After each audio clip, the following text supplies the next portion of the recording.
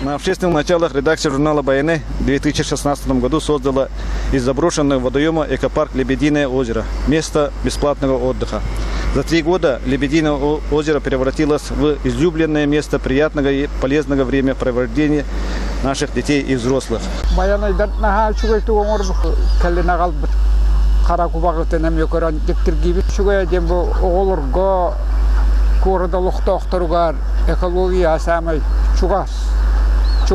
К сожалению, райский уголок стал объектом вандализма.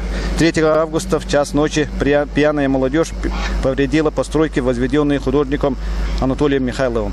Неоднократно питомцы экопарка подвергались нападениям некультурных посетителей, которые убивали камнями и ловили крючками беззащитных уток и лебедей. Уважаемые жители и гости города Якутска, призываю вас бережно относиться к нашим питомцам, месту отдыха наших детей.